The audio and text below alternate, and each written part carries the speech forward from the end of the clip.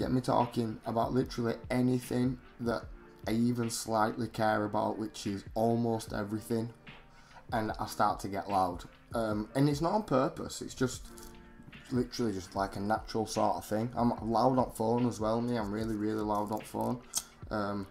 Again, no idea why. It's not because I'm like shouting at the other person. Weird, I'm just weirdly loud like that.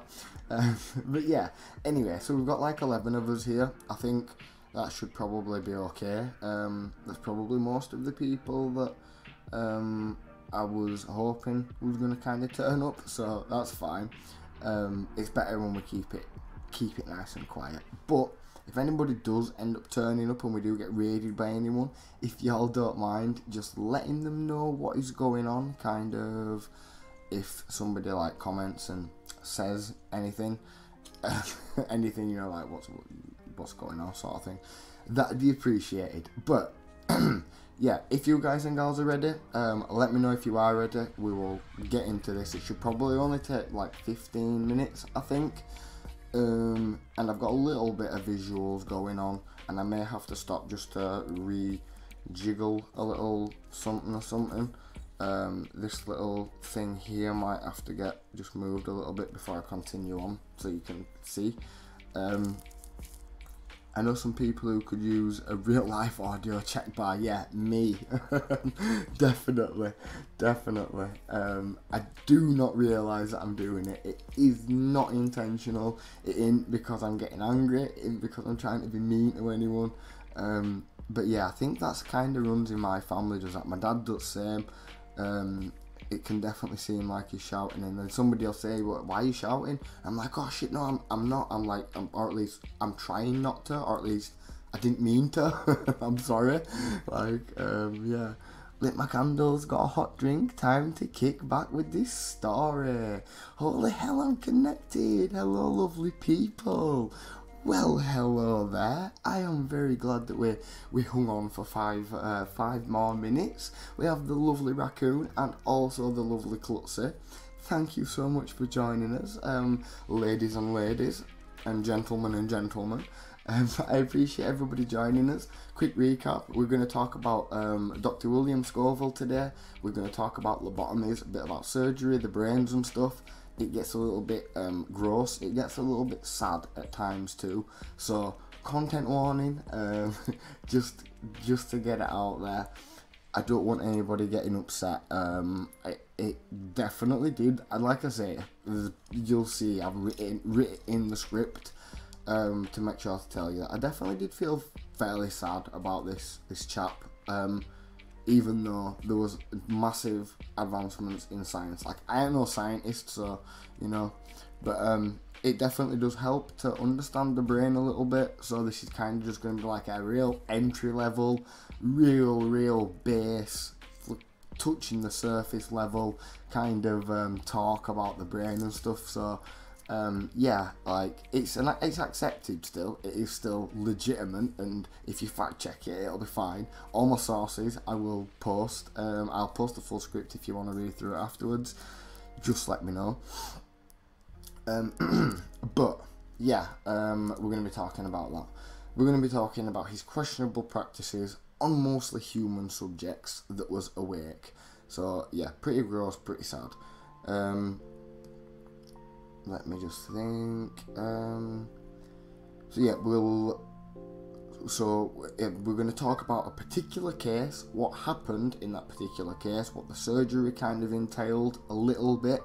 We'll touch a little bit on like memory and how that works, but it's going to be a very simple version, and I will tell you where you can find the complicated version if you want to find the complicated version, because I've watched the complicated version and it was just like, how am I supposed to ever tell that to anybody in a live stream?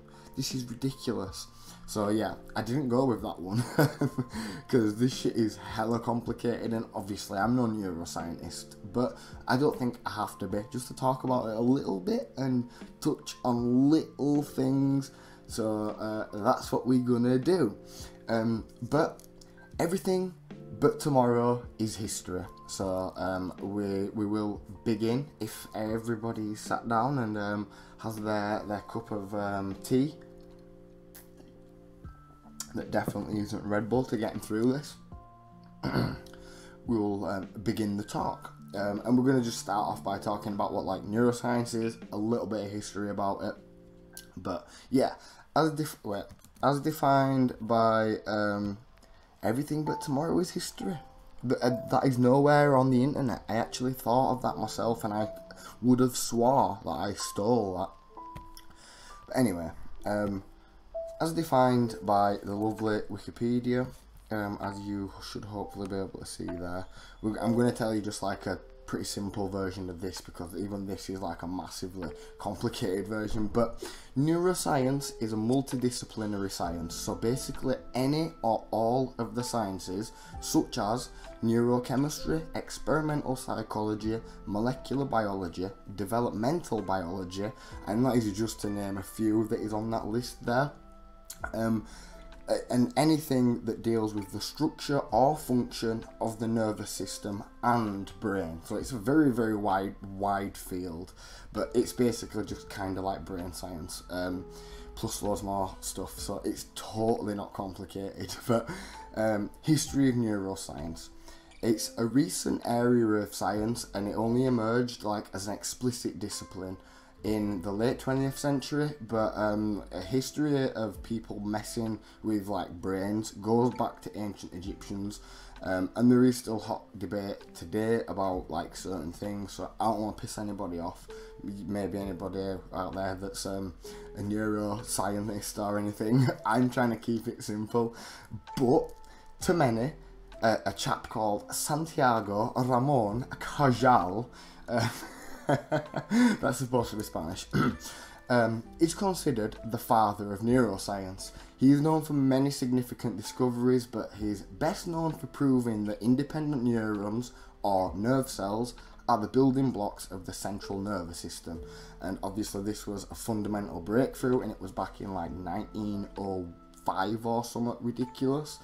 But this renowned Spanish neuroscientist, pathologist and histologist, specialising in neuroanatomy and the central nervous system, was winning Nobel Prizes for medicine way back in 1906. So like that guy deserves his whole video to himself, but sadly that's going to be for another day.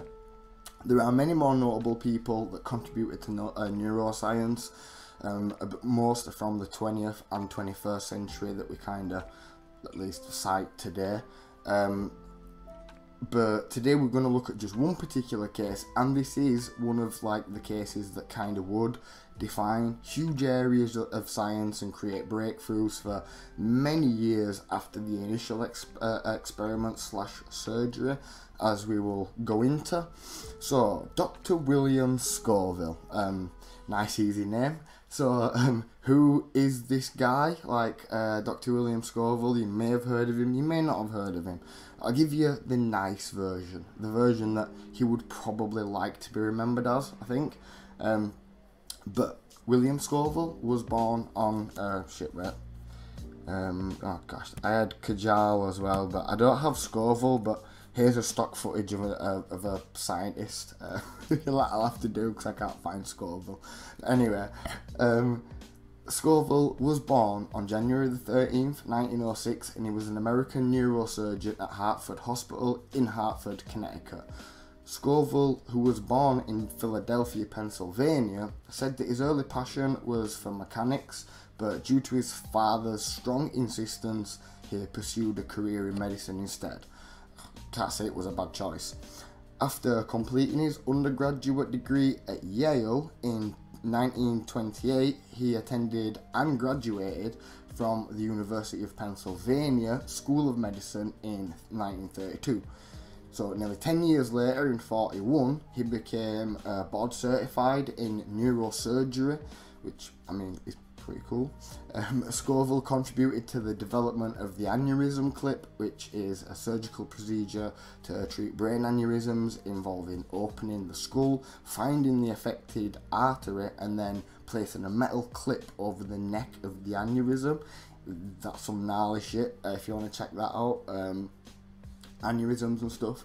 Yeah, his modification was to place a coiled spring with an axis parallel to the plane of the clip closure. Over the course of his life, Scoville trained a total of 63 neurosurgeons, 43 from the US and 17 from other parts of the world. He established the Department of Neurosurgery at Connecticut's Hartford Hospital in 1939, and in 1941 he started the first neurosurgical residency training program in Connecticut.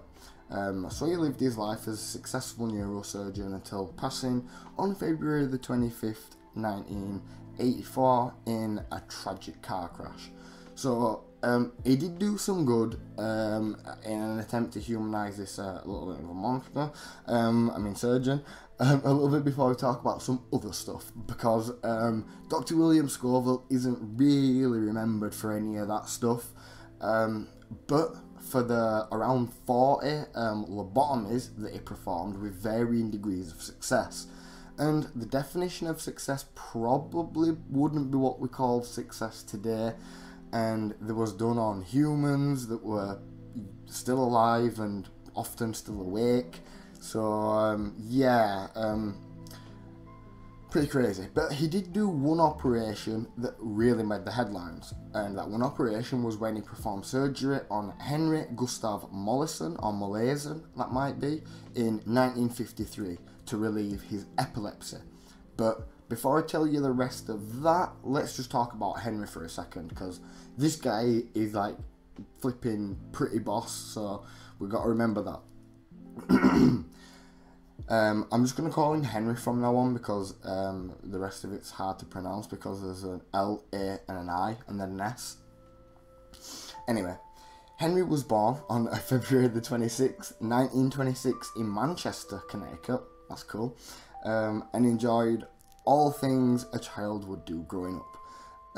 Not much is known about his early life, but it's just safe to assume that it was just like any other child at that point. And it wasn't until the age of 7, that Henry's life would be forever changed due to a bicycle accident that left him with what the doctors attributed to intraceable epilepsy, which I don't know much about epilepsy, but Henry's neurological injuries that started off as manageable petit mal seizures, usually called minor or partial seizures, and these are best described as sort of when you like drift off mid-sentence and totally forget what you're like gonna say, but then snap back. That's a petit mal seizure. But sadly, they would slowly get worse over the years until he was around the age of 15. And by this time, the illness had gone from manageable to literally debilitating. By this time, he was no longer having the manageable petit mal seizures, but grand mal seizures, or just grand seizures. Unlike his earlier years, his neurological illness had sadly leaked into every facet of his and his family's life, and he pretty much couldn't do like 99% of the things that he could do beforehand. Before this like accident, and before like it was getting worse. So whilst researching this side note, I come across a talk from the grandson of Dr. William Scoville, and he's also written a book about this topic, and he's like pretty kind of remorseful, but he's called Luke Dittrich, and I would suggest you read his book. There is like a free audiobook version of it on YouTube, and I listened to some of it, and it is like really interesting, but links and sources will be like available if y'all want. But in a seminar that I watched, he basically said that Henry wasn't able to go on stage to receive his high school diploma at graduation after it had taken him till 22 to reach, because the teachers were scared that he'd have like a seizure and ruin the event. And I don't know, I just think that kind of does a good example of exemplifying what level this illness was kind of affecting his life on like a daily basis, from small things to obviously major things like this. But it's important to try and put your mind in yourself in the mind of the parents, because like the desperation and anguish they must have endured as a result of seeing the child's mental, like physiological, psychological, neurological, health deteriorate. It must have been like terrible, and it was like the 40s and 50s, so mental health studies was in the infancy, like if at all. Quick side note, in 1948 the WHO, the World Health Organization, released its 6th revision of the International Classification of Diseases, and that was the first time it ever included mental health disorders. 1949 was also the first time that PTSD was ever recognized, but at the time it was called, as you probably know, shell shock or combat exhaustion. Same year, 49, the Mental Health Foundation and Mental Health Research Fund were founded, and it was in 54 that the Percy report and then subsequent commission was released that called for reform to shed light on some of the crazy shit that were going on in mental health at the time, and this kind of happened in like 52. So neurological disorders such as epilepsy were often treated with like heavy medication. What we now know were mostly neurodegenerative, basically melting the brain, at least in the early versions that were given out back then. Widely used medications like bromide or bromide maybe are known to be incredibly toxic to humans, and that's what they used to give out. So the story goes on, Henry and his family are obviously riddled with desperation, with nowhere to turn, there's no cure, and hardly anything that's even preventative, and anything that is like dreadful. So Mr. William Scoville, hailed as a pioneer of the lobotomy, seemingly offers a cure. And I mean, I don't know, when I was reading it, I kind of just thought to myself, shit man, like, you must have really felt jeffed up in like that situation to want to do that. So yeah, that's kind of what I was trying to emphasize a little bit before. But with limited options, the family admitted Henry to Dr. Scoville's care, and subsequently Scoville localized Henry's epilepsy to the left and right medial temporal lobes, and suggested the surgical resection or removal, in other words, and I don't think I said that word right, but the surgery he had was a bilateral medial temporal lobectomy. This basically means they was taking a big ass chunk of his brain out, to surgically resect the anterior 2/3 of the hippocampi, the parahippocampal cortices, entorhinal cortices and piriform cortices, as well as the amygdala. And I'm sorry if I butchered that a little bit, but yeah, they are tough words. Obviously an attempt to cure the epilepsy. So on September the 1st, 1953, which is like 1 year short of this shit not being even able or possible, so I think that's kind of a pretty interesting or crazy or sad fact, depending on how you look at it. But Scoville removed Henry's medial temporal lobes. Wait, I got some pictures. That's a temporal lobe right there. That's one of the four. We've got the occipital, parietal, frontal, and temporal lobe. But yeah. So they removed the medial temporal lobe, so literally like flipping all this shit up almost, which is just ridiculous. And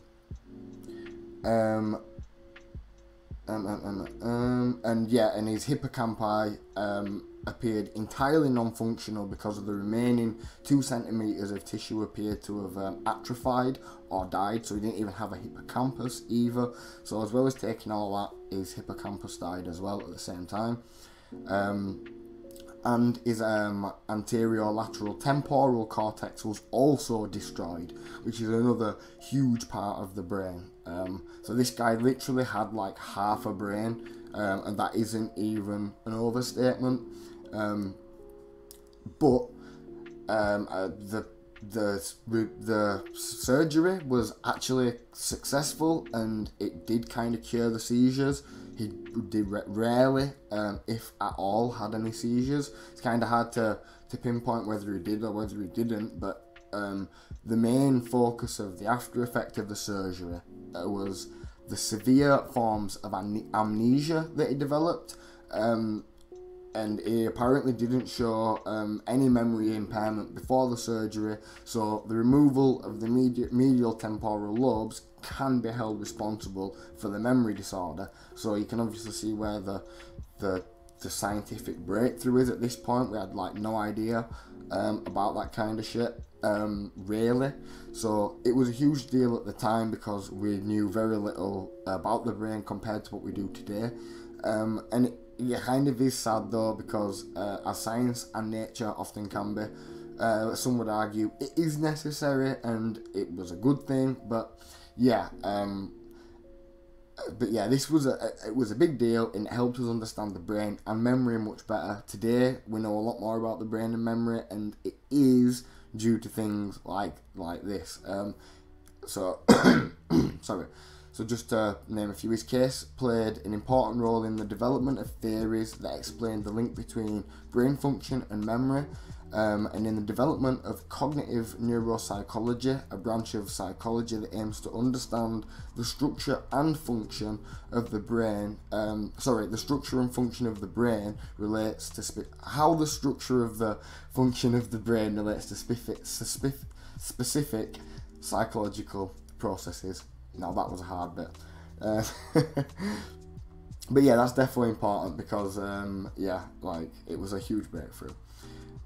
Memory is definitely an integral part of human intelligence, so I thought we could talk a little bit about how we actually do remember things, and like a little bit about what parts of the brain we use, but it isn't too heavy. Like, this was going to be pretty much 3 times as long, and I'm going to go into every flipping thing, but it's kind of real hard to explain everything about the brain, so I'm just going to touch on a few things and give you it's a good accepted theory. If you said this in a science class, they wouldn't boo you out of there.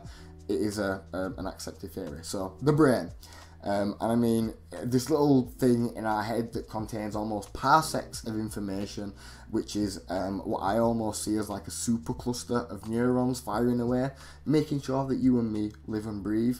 The amount of neurons that we have in our nervous system is still being debated today, but as of writing this, a Brazilian neuroscientist called Susana Herculano Husel has put the estimate at about 86 billion neurons and just as many non-neuronal cells. So that's like the accepted kind of number from her.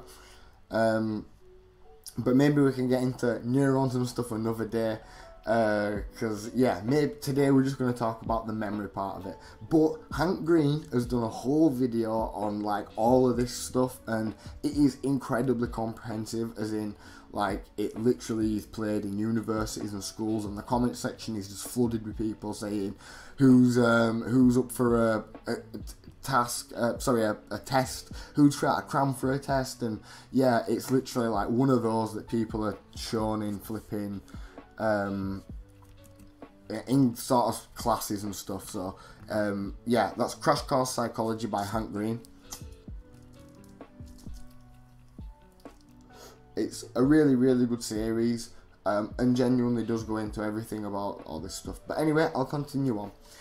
So every time you remember something, your brain calls on what scientists call the memory network, and instantly hippocampus mostly, as well as many other parts of the brain, spring into action. For anyone that doesn't know, the hippocampus is a major component of the brain in humans and other vertebrates. Humans and other mammals have 2 hippocampi, one on each side of the brain. But this is how scientists think memory work in like a simplified way. So first of all, you have to actually see something to remember. So once you see something, that your brain has to consciously recognize it, not unconsciously, like to actually start the process of what they call encoding. So the first part of the process is encoding, and that's basically seeing the event happen and, like, you know, solidifying it in your brain. The next step, broadly speaking, is called what scientists refer to as consolidation. And I guess this is the part where your brain, like, fires up to sort of remember something, like it's sort of springing into action, kind of like when you turn your PC on and there's like that little 10 seconds where it like warms up and starts up before it actually gets you to like the screen. It's kind of like that, but we do it like way faster. Yeah, so consolidation, that's kind of like where your brain's like starting to think about retrieving the memory. And the last, very broadly speaking, the last stage is called retrieval. And this is where you actually remember and form the memory. So, yeah, they're the 3 steps. The 3 steps have many sub-steps in between. And honestly, I implore you, if you are enjoying this, to go and watch Hank Green's kind of rundown on all this shit. And it's kind of incredible, just like the way that you remember things. I think it's called like Steamers or something like that. And yeah, it is a whole mad series. But anyway, anytime you remember something, that is effectively the process that you go through. And retrieval is actually the best way to solidify a memory and make it clearer and more precise. So the more times that you remember something and you retrieve it, the neural path to that memory gets stronger. And that's exactly why they say that repetition is the father of learning. This is why, like, also as well, like, it's kind of like the basis of practice, and why repeating things over and over again makes things easier and becomes kind of more like familiar to you. But yeah, encoding, consolidation, and then retrieval. That's basically the steps that it goes through, and like kind of all parts of the brain are involved with kind of finding. It's sort of like every year a new part of the brain is accepted as being part of one of the 3 stages, or one of the three stages, many sub stages. So but there is more that you can do to boost your memory, if anybody does want to know. And I'm sorry about this, but regular sleep patterns really help a lot. Staying hydrated really helps a lot, believe it or not. And eating your greens, eating your vegetables and your fruits. Sorry to sound like your gran, but it is true. It really does help. Genuinely, staying active and healthy is not only helpful for memory, but of course the rest of the body. But right, I'm not going to preach too much. Final part of the show. Remember that dude Henry was talking about? Well, he lived until 2008, and I don't know if that shocks any of you guys, but that kind of shocked me. I mean, for such a crazy flipping surgery and just like a crazy like thing, like he literally had half a brain to continue going on. He's mental, and yeah, like just crazy. It blew my mind, because remember when I mentioned that he'd done like 43, I think it was, lobotomies, but only like 17 or something was actually successful, and Henry's was like the most successful, but it basically left him without the ability to form new memories, and many of his old ones were gone forever, so definitely not off scot-free. And he was sadly tested on for his whole life. I say sadly because honestly, when I read into it, I did feel saddened, but I know he did do a lot for science. He contributed towards things such as our understanding of motor skill learning, spatial memory, memory consolidation, and honestly, he was tested on for like the best part of 50 years. With tests still getting cited today that were done back in the 60s.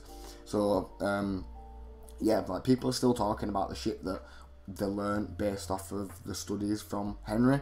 So, I would just like to end this presentation with a thanks to everybody first and foremost, and just a little bit of a shout out to Henry, who sadly passed away on the 2nd of December 2008. And yeah, like, kind of contributed a shitload to science, and I guess he must have like accepted to do that stuff to some extent, because like the Percy report and the Percy Commission, which is a whole nother flipping episode. Like I say, I glossed over a shitload of details because I didn't want it to be, first and foremost, too long, and secondly, I didn't want to just overload you with loads and loads of facts. But yeah, the Percy report and the Percy Commission that came out in 54 was when Reformation kind of started happening, and like you started to see asylums getting a little better, and people wasn't getting thrown in asylums for like crazy, ridiculous things that are, you know, are fully accepted in society these days. People were getting chucked away for like literally like homosexuality, for example.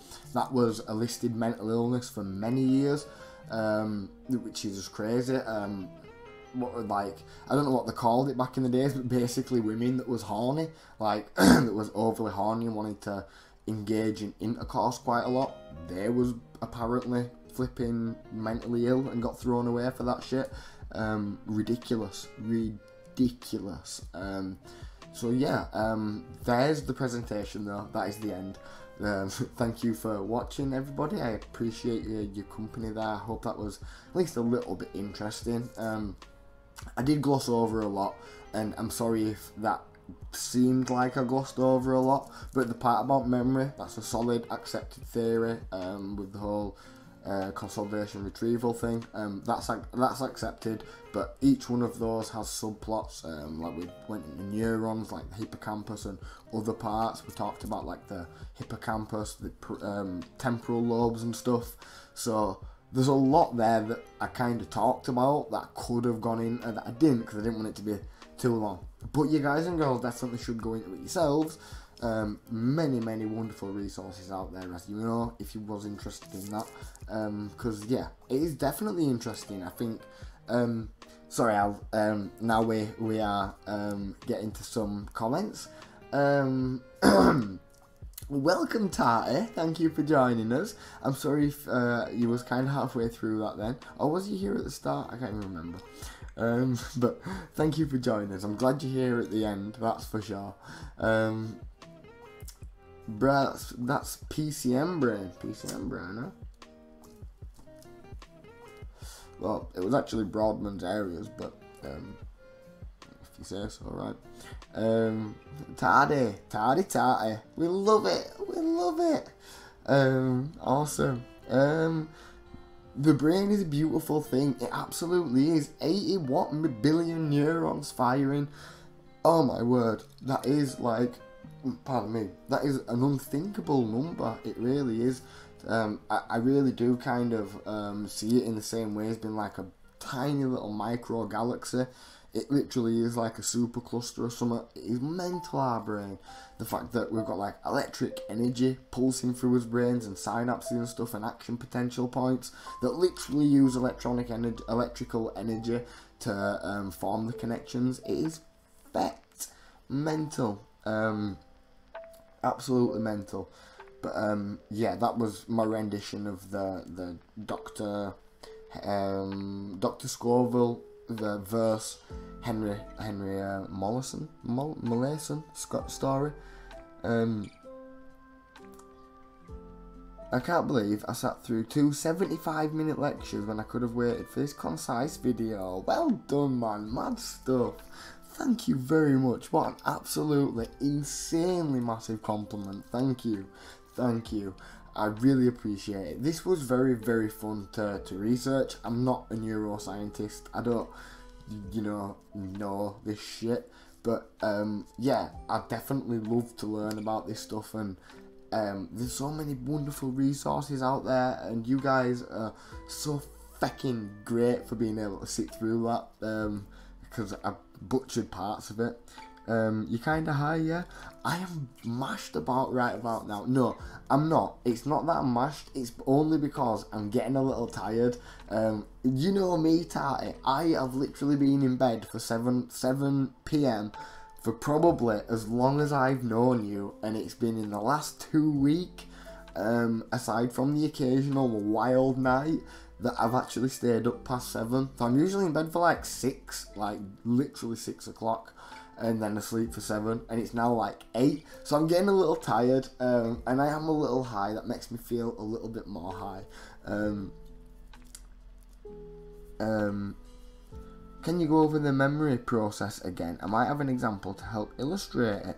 Yeah, let me have a little goose at that. Right, so...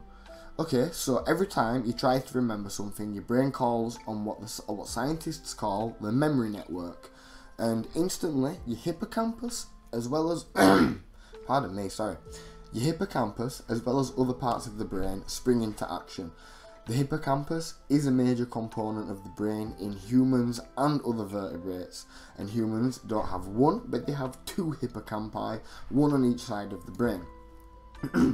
But this is how scientists think that memory works, in a simplified way. First of all, you have to actually see something to remember, so once you actually see it, your brain has to consciously see it, not unconsciously, to recognise something and therefore start the process that we call consolidation. How we identify things and perception in general is a whole different video. Again, crash course, Hank, psychology.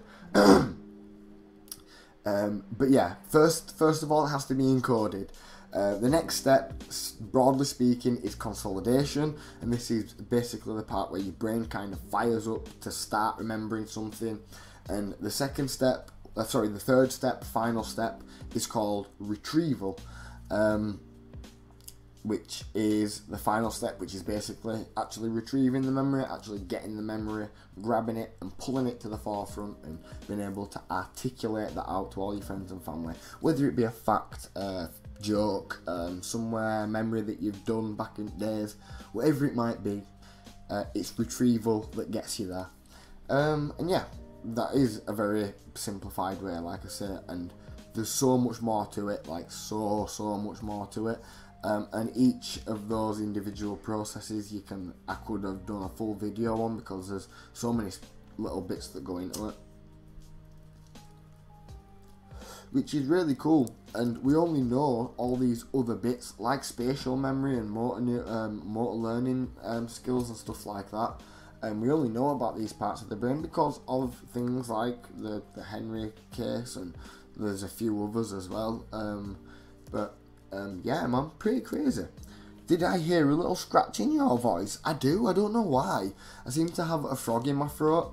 I've literally spoke this script out about 3 times today though, so it is probably my 4th time reading this out today. Plus I've been reading my book, but I didn't read that out loud, so that has not to do with my voice. I'm just trying to tell you that I read my book today, but... We've got to talk about the reptilian brain sometimes, the primal brain, yes. Basal ganglia brain, pretty cool. I've heard about the reptile brain, the reptilian brain. That's like your primal brain, right? Like kind of fight or flight and stuff comes from this reptile brain. Yeah, really interesting, man. And it has only been in the last sort of 100 years that we've figured out all this crazy shit. So it's really cool to dive into it all, I think. Because yeah, there's so much as well. so much as well.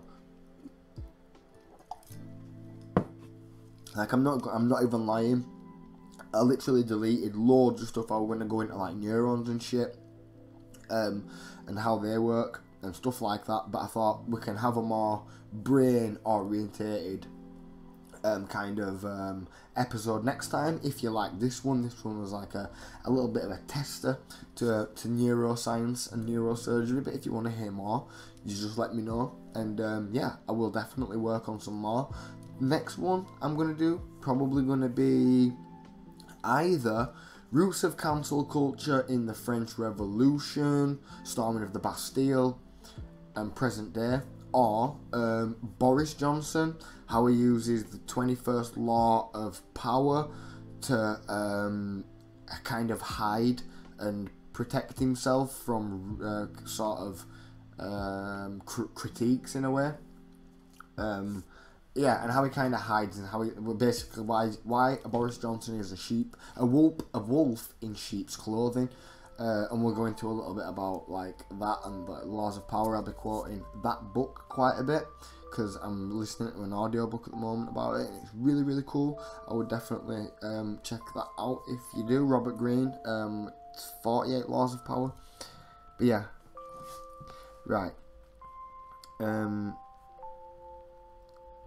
we've got, right, there we are. You have to see something physically to remember it. This makes deja vu even crazier. Yes, like when you go somewhere that you've never visited and you can find your way like it's a memory. Very true, that there is kind of a lot of explanations for that though, like, because memory is very unreliable. The way that I've kind of explained it there, it makes it sound like it's some really cool solidified process, but when things just kind of pass you by a lot, which they often do in 21st century, we're not just sat in like the forest and seeing the occasional bear here and there and couple of people. Like the amount of data and information that we get on a daily basis and the amount of visual, audio and physical stimuli that we receive is immeasurable to the amount that we used to receive when kind of our brains were, I guess, like born sort of thing. So yeah, memory's actually really unreliable unless you've properly tried to remember something, which is obviously impossible to properly try to remember everything. And literally, like, if you've seen the film Limitless before, the pill that they take in that, NZ Summit or other, it's a pretty cool film, but the pill that they take, it doesn't like do anything like mad to your brain. It literally just makes you, it gives you the ability to remember anything that you've ever seen in your whole life.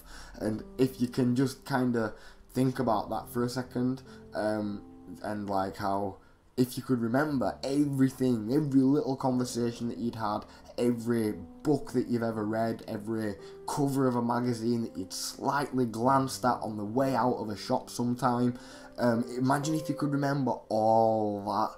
We'd be like, all of us would be like insanely flipping smart people. So memory is such an integral part of like being a human and like knowing stuff, and personality like links to your personality. But yeah, the point I'm trying to make is the whole process, if you don't solidify those neural pathways, it can be really easy to jumble memories up and mix memories up, which is why eyewitnesses are now in a lot of parts of the world no longer admissible in court and seem to be unreliable, because it is really easy to mistakenly identify somebody as being the criminal, simply because like the whole process of it. And like now we know that it's kind of like that.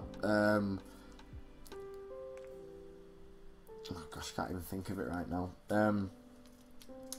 But yeah, it can be kind of described by like a mix up of memories, and you've been somewhere familiar before that kind of, but I do, yeah, deja vu is definitely weird. Like I've had deja vu so many times before, and it's been on really weird situations. Wow, I'll tell you for one that I got a deja vu on really bad, and it were a proper mad situation.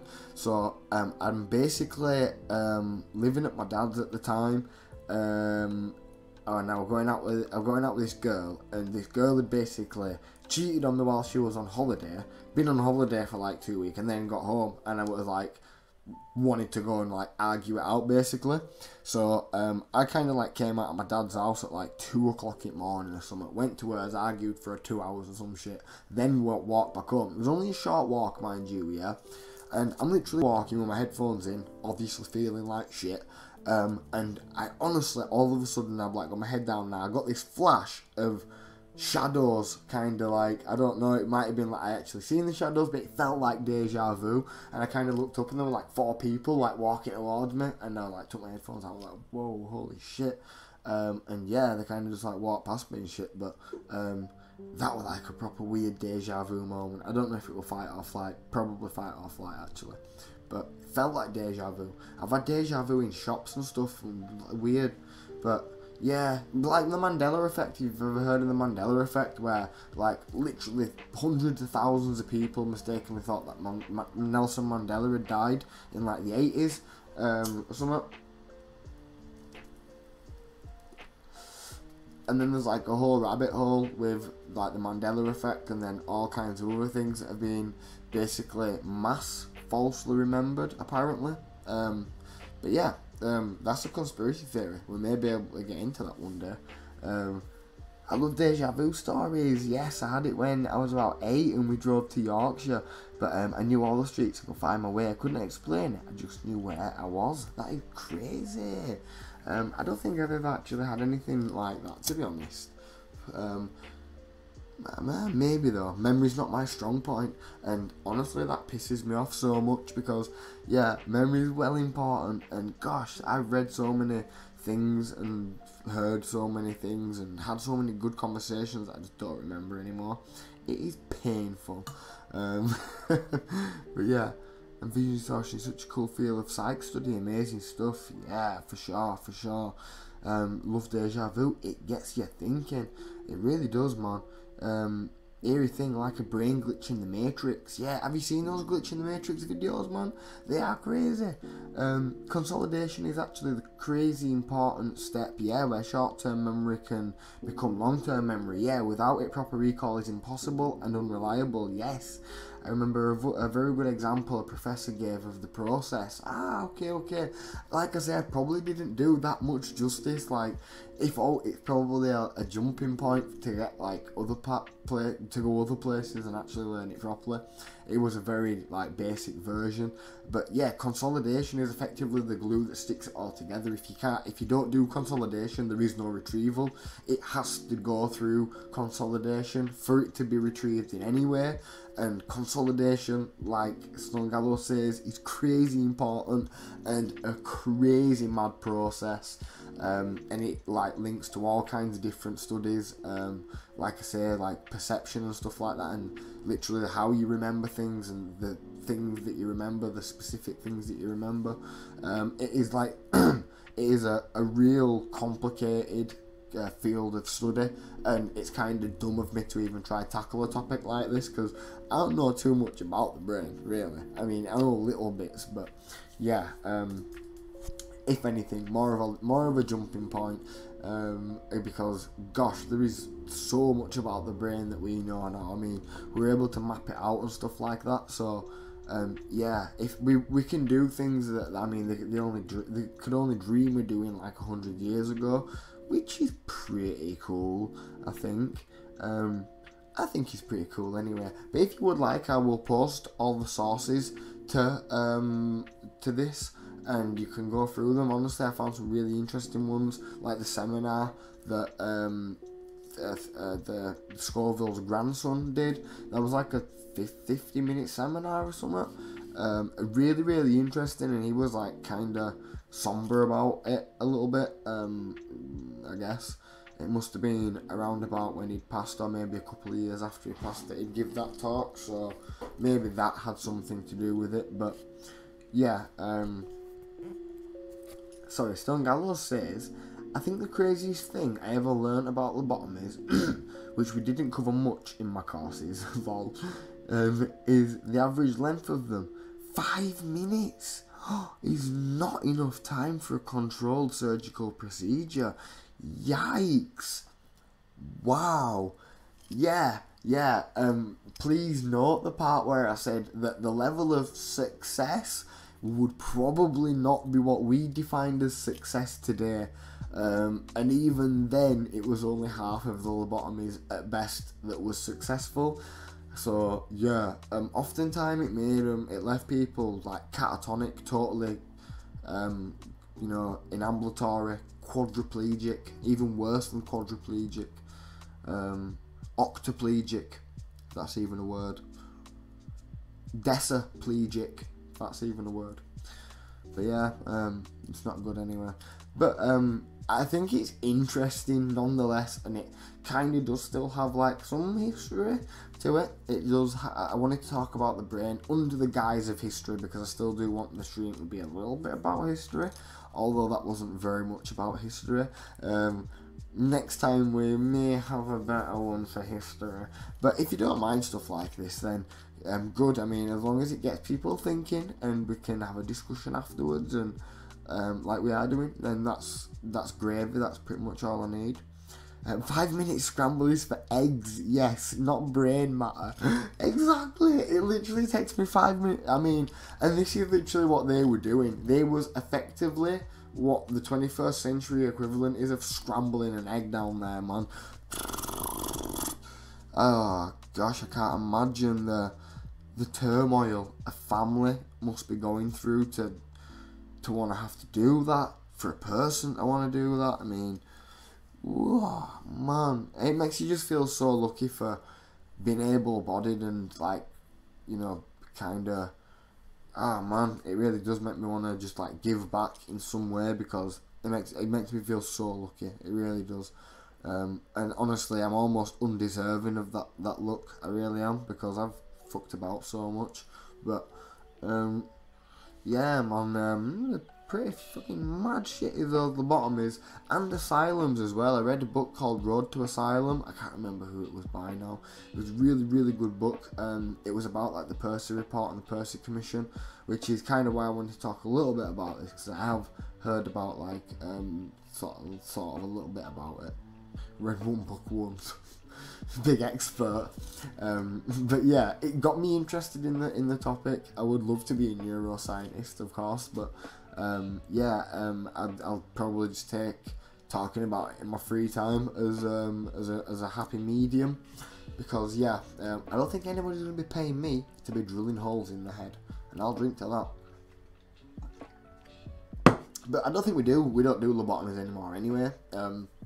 There is, thankfully, much safer procedures, much safer preventative measures as well. Like, I went into a bit about, like, bromide and stuff, which are so neurodegenerative. Like, honestly, I wouldn't. They don't even give those to pets. Bromide went to veterinary clinics after they stopped using it on humans. They started using it then on animals and shit. And even that is stopped now. It's, like, illegal and you're just not allowed to use it.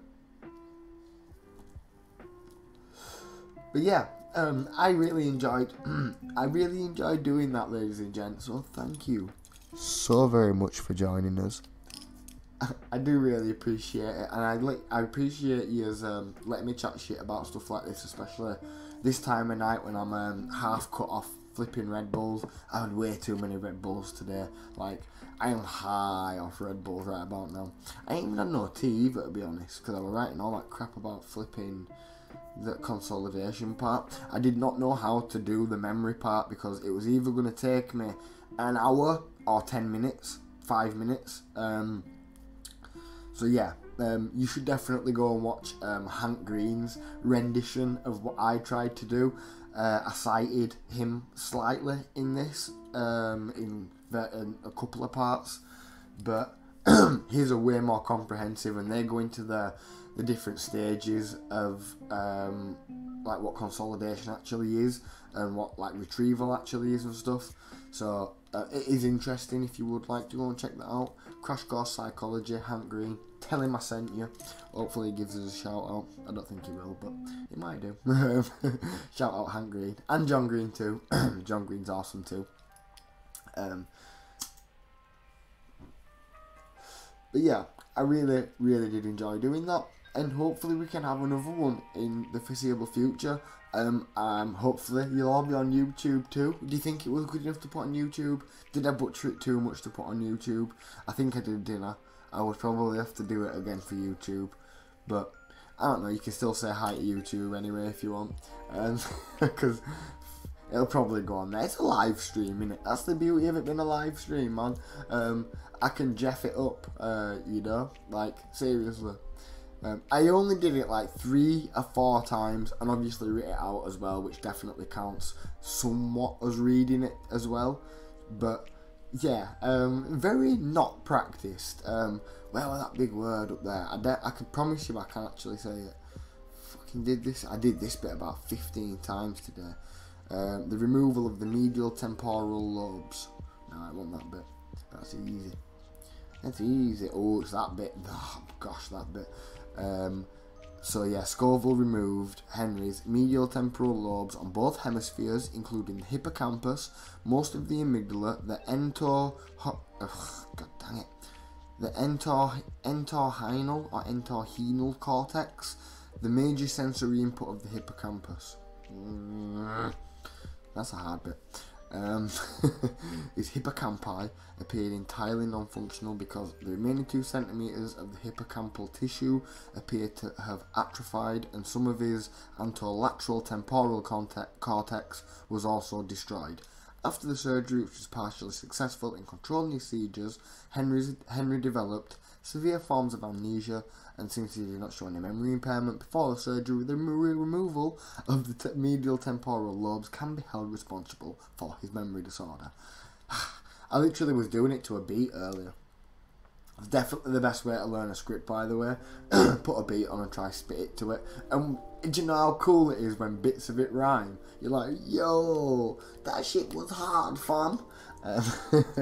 Seriously, man, I'm gonna flipping hit the town and tell somebody to fire up a beatbox at this rate. To read through my Dr. Scoville script and they'll all be like, what the fuck? But yeah, it's a really good way. What do they call that? Is it mnemonics? I think they call that. You know, like remembering things through music. I like mnemonics. But anyway, ladies and gentlemen, I am gonna love yous and leave yous. I do hope everybody enjoyed the show tonight. But if you didn't, then let me know. Be sure to kick my ass in the comments. We would love to hear it. I'm only joking, don't really. It would crush me inside and out. I'm only joking. I'm already crushed inside and out. Go for it, you can't crush me anymore. I'm only messing. I'm literally playing. Right, so imagine if the next one rhymed. Don't, because you'll make me do it. Oh my gosh, I can point you to one. Wait, let me show you this shit. Let me show you this damn thing right now.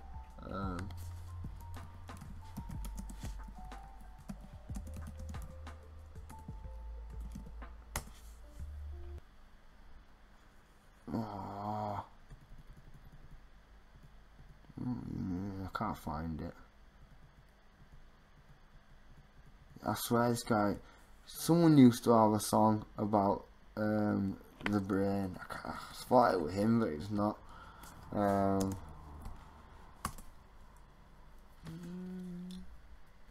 Little Dicky, insane in the membrane. Gosh.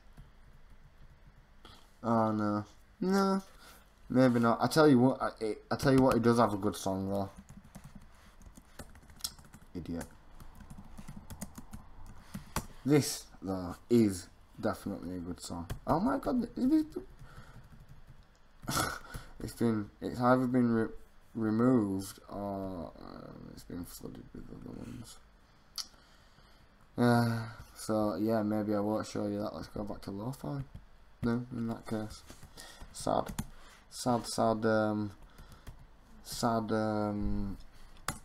happenings there. He did used to have a song called AIDS. Promise you that. Don't know where that's gone. YouTube. I'm pretty sure YouTube scrubbed a load of old tunes. Anyway, great job, Kay. Get some rest. Thank you very much. Lovely Silky, the lovely Stone Gallows. Thank you for joining us. Wait. I really do appreciate everybody's company. Honestly, thank you so much for letting me do these little silly scripted episodes and attempt them at least. I know the execution could definitely be better, but we'll get there, you know, maybe in 10 episodes later I'll be like smashing through these big words. But anyway, I do not know Sug on these. That is so funny.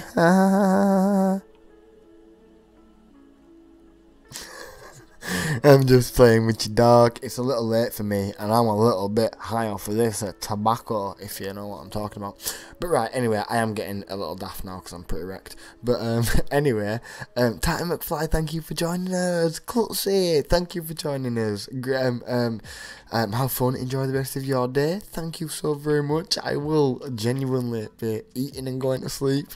I love the goodbyes at the end with the mic up close. Oh, we're doing it. We're doing it like a proper streamer.